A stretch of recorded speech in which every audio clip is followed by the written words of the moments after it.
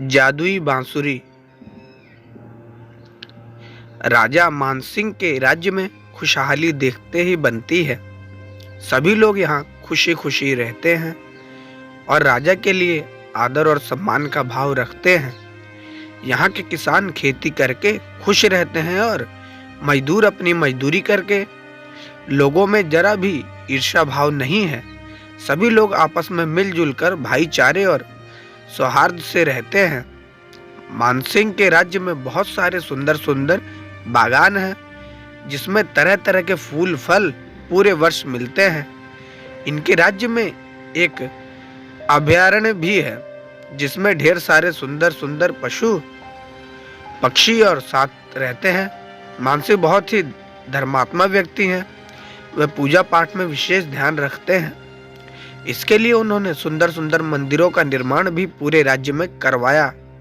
उनके इस धार्मिक कार्यों से यहाँ की जनता अपने राजा को विशेष धन्यवाद करती है।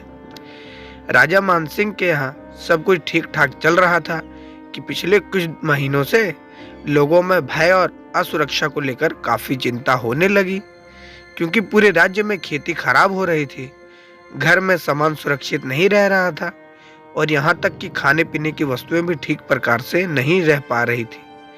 पूरे राज्य में कुछ अदृश्य शक्तियां लोगों को परेशान कर रही थी, जिसके कारण यहाँ की जनता परेशान होकर राज्य छोड़ने पर विवश हो रही थी। राजा मानसिंह को यह चिंता सताने लगी कि यहाँ की जनता से राज्य आबाद है, अगर यहाँ कोई नहीं रहेगा तो यह राज्य अस्तित्ववाद नहीं रहेगा, इसका कोई वजूद नहीं रहेगा। यह एक भूतहा खंडर के अलावा कुछ और नहीं रहेगा।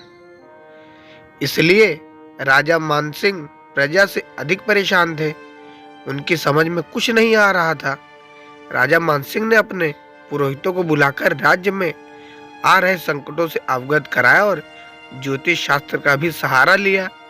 काफी चिंतन मनन करने पर बात सामने आई। पूरे राज्य में कुछ अदृश्य शक्तियां जागृत हुई हैं, जिसके कारण यहाँ की जनता परेशान है। इस अदृश्य शक्तियों को राज्य से बाहर कर दिया जाए या उन्हें समाप्त कर दिया जाए तो फिर राज्य में खुशहाली आ जाएगी। सभी पुरोहितों से विचार विमर्श करके निर्णय लिया गया कि आश्रम के लिए सिद्ध तपस्वी को बुलाना पड़ेगा। उनके द्वारा ही यह संकट को टाला जा सकता है।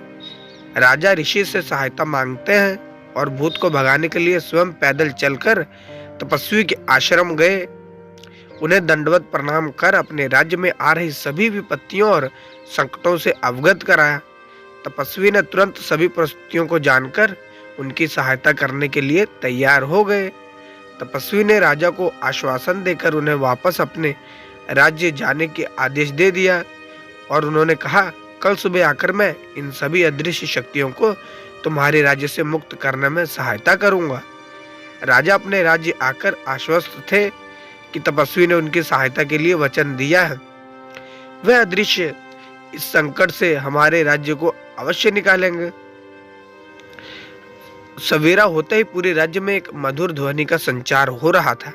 सभी लोग हैरान थे, यह सोच रहे थे कि इतनी मधुर ध्वनि किस ओर से आ रही है जो इतनी आकर्षक और मनमोहक लग रही है। सभी लोग आश्चर्यचकित होकर इस ध्वनि के स्रोत को ढूंढ रहे थे, किंतु वह मधुर ध्वनि अदृश्य शक्तियों को अच्छी नहीं लग रही थी। वह इस मधुर ध्वनि से परेशान होकर इस ध्वनि के स्रोत के पास पहुंचे। वहां पहुंचकर देखा एक तपस्वी बांसुरी के इस मधुर ध्वनि को बजा रहा है। उन अदृश्य शक्तियों ने तपस्वी को ऐसा करने से मना किया, किंतु तपस्वी उनकी बातें अनसुनी कर निरंतर ध्वनि का संचार कर रहे थे। धीरे धीरे यह ध्वनि अदृश्य शक्ति को क्षीण कर रही थी। सभी अदृश्य शक्तियों ने एक साथ मिलकर तपस्वी पर हमला करने का सोचा, किंतु कोई भी सफल नहीं हो पाया, क्योंकि वह तपस्वी सिद्ध पुरुष थे। तपस्वी का अहित करना इन अदृश्य शक्तियों के वश में नहीं था। काफी मशक्कत के बाद उन सभी साथ मिलकर हाथ जोड़कर तपस्वी के सामने खड़े हो गए और अपने अस्तित्व की रक्षा के लिए क्षमा याचना करने लगे। तपस्वी ने उन्हें एक शर्त पर छोड़ने का वचन दिया कि वह भविष्य में किसी व्यक्ति को बेवजह परेशान नहीं करेंगे। सभी अदृश्य शक्तियों ने तपस्वी को एक स्वर में वचन दिया और राजा के राज्य से दूर चले गए। राजा मानसिंह ने पुनः तपस्वी को दंडवत प्रणाम कर उन्हें धन्यवाद दिया और वहां की जनता ने भी तपस्वियों की तपस्या और उनके निस्वार्थ सेवा के लिए सराहना किया और उन्हें प्रणाम कर उनको कोटि कोटि धन्यवाद दिया। उनकी वजह से आज उनके प्राण संकट से बाहर हैं। तो ये थी हमारी आज की कहानी। आशा करते हैं कहानी आपको पसंद आई होगी। कहानी कैसी लगी अपनी राय कमेंट करके जरूर बताएं। साथ ही वीडियो को लाइक कर दें और दोस्तों तक शेयर कर दें। चैनल पर नए हो तो सब्सक्राइब करना ना भूलें। साथ ही बेल आइकन को प्रेस करके ऑल पे सेट कर दें ताकि ऐसी ढेर सारी मनोरंजक कहानियां हम आप तक लाते रहें सबसे पहले। मिलते हैं फिर अगली वीडियो में एक नई कहानी के साथ। तब तक के लिए